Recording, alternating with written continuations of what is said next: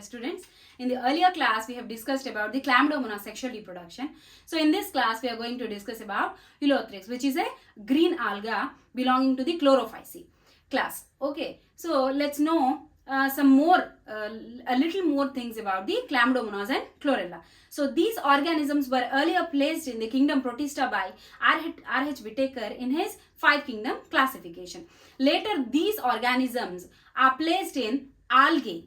Okay, so in the plant kingdom, by having or sharing the animal and plant properties, these do not fit in any kingdom. So these are placed in the algae belonging to the plant kingdom.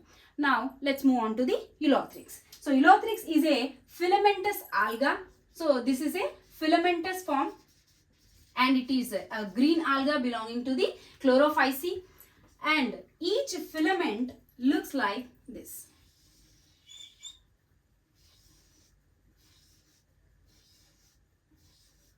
And this is the top semicircular cell.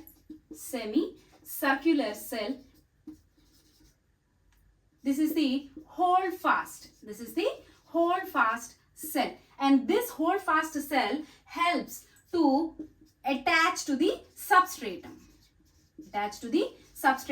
And grab the nutrients. Next, coming to these cells, each and every cell has a single chloroplast.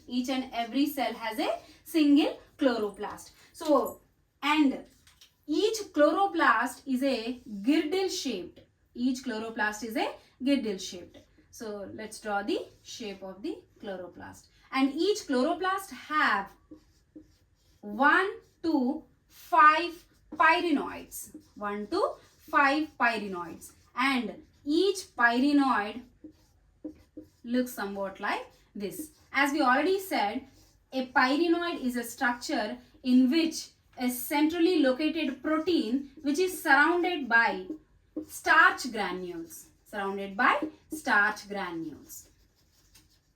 Now coming to the reproduction of Ulothrix.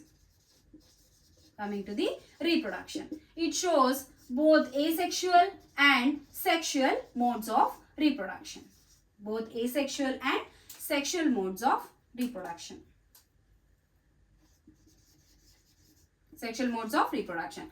Now coming to the asexual reproduction,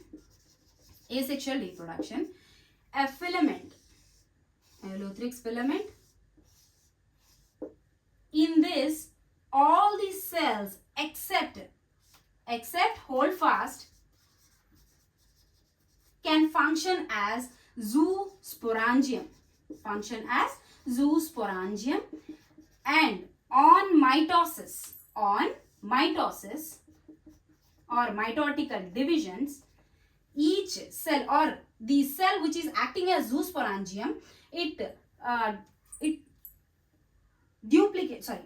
divides by mitosis and forms zoospores. The cellular contents of the cell form zoospores. So these zoospores, they release when the cell gets ruptured. So these zoospores are released when cell gets ruptured. So these zoospores are biflagellate and small. And these are in haploid condition.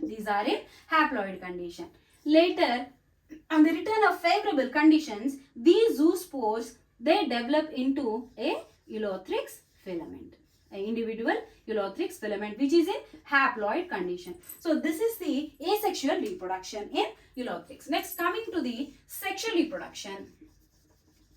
So now coming to the sexual reproduction. In this one, let's take the filament of Ulothrix. In this one, except holdfast cell, all these cells act as gametangia. Any cell of this filament acts as gametangium. Now, in this gametangium, mitotical divisions takes place. So, mitotical divisions. Now, the cellular contents undergoes mitotical divisions and produces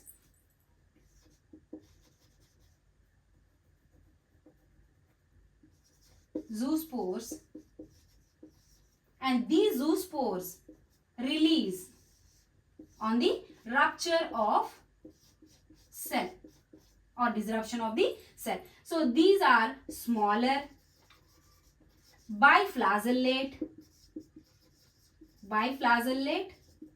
and haploid in condition. So now these are gametes, we can call them. Okay, so these gametes, when released, one female and one male, these both fuse. So fusion takes place at the anterior ends.